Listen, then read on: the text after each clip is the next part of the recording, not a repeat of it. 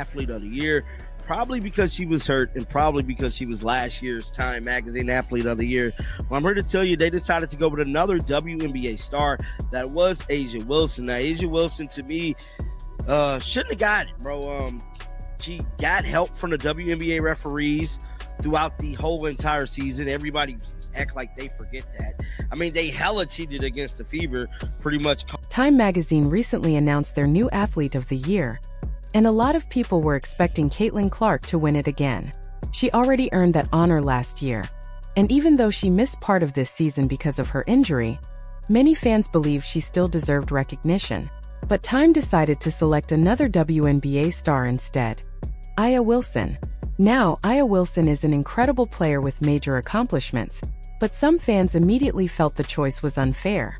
They remember how often referees seemed to favor Wilson and the Aces throughout the season, especially in games against the Indiana Fever. A lot of people thought the officiating was so inconsistent that it affected the Fever's entire season. But the real firestorm didn't start because Wilson won the award. The loud debate began because of what she said about Caitlin Clark in her interview.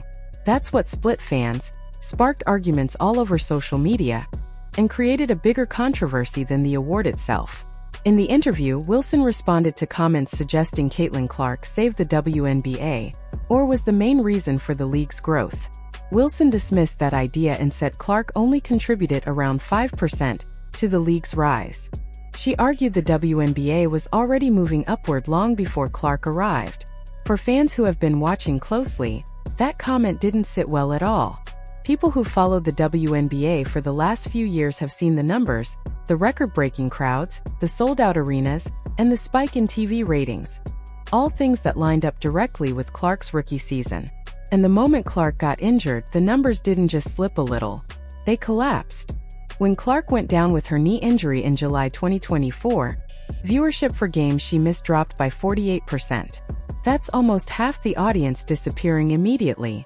Before her injury, the Fever were averaging 1.78 million viewers a game, which is unheard of in WNBA history. But without her on the court, that average fell to 394,000 viewers. A drop so huge that even television executives were scrambling to explain it. ESPN even changed how they measured ratings midway through the season by adding streaming numbers that weren't previously counted. With that new method, they claimed viewership fell only about 5%. But anyone who tracked the week-to-week data saw what really happened. The league lost a huge portion of its casual audience the moment Clark wasn't playing. And that brings us back to Wilson's comments. In the Time Magazine feature published on December 11, 2024, the article suggested that Clark had salvaged the league. That one word triggered a strong reaction from Wilson. She felt it erased the decades of effort from Black women who built the league long before Clark arrived. She emphasized that she will win MVPs, she will win gold medals, and her career speaks for itself, with or without narratives about other players.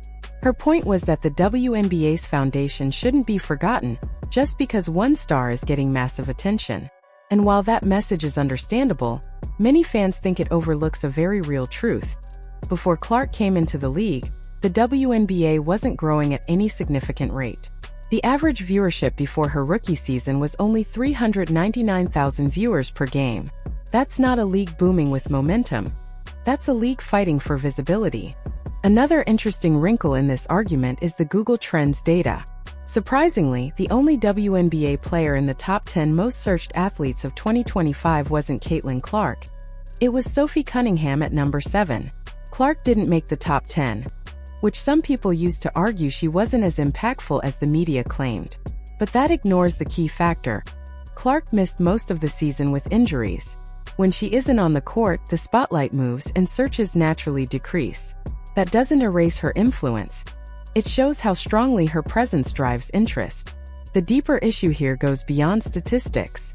Fans remember how Clark was treated during her rookie year. The physical hits, the aggressive fouls, and the moments where referees seemed to swallow their whistles. Many felt the league didn't protect its rising star. Meanwhile, established players, including Wilson, benefited from the bigger spotlight, higher salaries, and increased endorsements that Clark's popularity helped create. So when Wilson said the WNBA's growth was inevitable, and not because of one player, Many fans felt she overlooked how media actually works. The league had nearly 3 decades to break into mainstream culture, and it never reached this level until Clark entered the conversation. At the end of the day, the argument isn't really about who deserves awards or who gets more attention. It's about recognition, respect, and the reality of what changed the league's trajectory. Caitlin Clark didn't erase history. She expanded the audience. She brought millions of new fans who had never watched the WNBA before. And whether people like it or not, the numbers show exactly how big that impact truly was. For almost 3 decades, the WNBA has featured some of the most talented women ever to play basketball. Fans have watched amazing teams battle through playoffs. U.S. athletes dominate at the Olympics, and stars carry the sport with skill, heart, and determination. But even with all that history, the league never truly broke into the mainstream. It didn't happen during Lisa Leslie's era. Even though she was charismatic, dominant, and one of the faces of women's basketball. It didn't happen with Diana Taurasi, who many people consider the greatest women's player of all time. It didn't happen with Candace Parker, whose mix of personality, talent, and media presence made her the closest thing to a crossover star. And it didn't happen with Breanna Stewart, who has been one of the most complete players in the sport. These women are legends. They built the league brick by brick. They deserve full respect for carrying the WNBA through years when attention was low and support was inconsistent. None of their contributions should ever be dismissed. But even with all their success, the league remained mostly in the background of the sports world. It had loyal fans, passionate supporters, and dedicated players, but it wasn't breaking national headlines every week. Then came Caitlin Clark. Clark did something in one season that hadn't happened in nearly 30 years. She created a moment, a real cultural moment, that pushed the WNBA into the spotlight in a way the league had never seen before. Her game sold out entire arenas. Her highlights dominated social media. People who never watched the WNBA suddenly tuned in. Kids were wearing her jersey. Shows were talking about her daily. She wasn't just another good player. She was a phenomenon. That's why many fans get frustrated when they hear someone say the league's growth was inevitable, as if it didn't matter who came along. The truth is, before Clark entered the league, the WNBA was averaging under 400,000 viewers per game, the same range it had been stuck in for years. Nothing suggested a sudden national explosion was coming. Without Clark, 2024 likely would have been another quiet season with similar numbers. Readers in the comments section already know how emotional this discussion has become. Some people try to turn it into a race issue. Others accuse fans of ignoring the league's history. But many supporters believe something very simple. Caitlin Clark is just a special basketball player who brought new eyes to the sport, and recognizing her impact shouldn't take away from the greatness of the women who built the league before her. What makes this entire situation even more complicated is how Clark herself behaves. Despite the constant arguments about her value and impact, she never throws shade, never attacks anyone, and never fuels the drama. Throughout her rookie season, she made sure to praise the women who came before her. Cheryl Swoops, Tamika Catchings, Maya Moore, and more. She talked about their contributions and thanked them for creating opportunities for future generations. Even when Time magazine published comments from Aya Wilson that downplayed her impact, Clark didn't react. She posted photos of herself playing golf, enjoying life, and ignoring the noise. She didn't defend herself or clap back. She just kept moving. But the media doesn't care about peaceful attitudes. They want headlines, arguments, and controversy. So Time magazine framed the situation as if Wilson represents the true WNBA and Clark is just a temporary spark who somehow erased the league's history. That kind of framing puts Clark in a position where she can't win. If she says nothing, people call her passive. If she defends herself, she risks being accused of disrespect. No matter what she does, someone finds a way to twist it. Meanwhile, the numbers tell a story that can't really be denied. The league's new media rights deal, worth $2 billion over 11 years, was negotiated right after Clark's rookie season.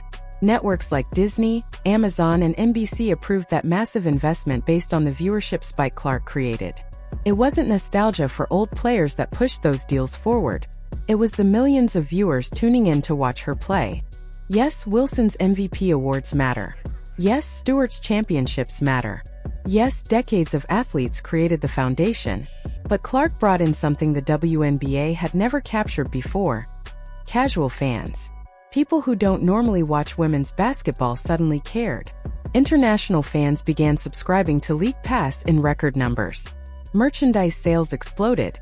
Social media engagement doubled and tripled across multiple platforms.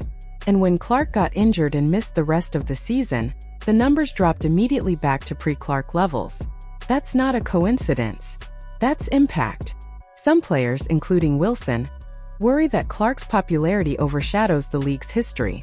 They feel protective of the foundation they helped build. That feeling is understandable, but dismissing Clark's influence as only 5% of the growth ignores the reality that fans saw week after week. Clark didn't erase the recipe. She added new ingredients that the league desperately needed. Moving forward, the question becomes simple. Will star players embrace the rising attention that benefits everyone? Or will they keep fighting the very change that could finally push the WNBA into long-term mainstream success?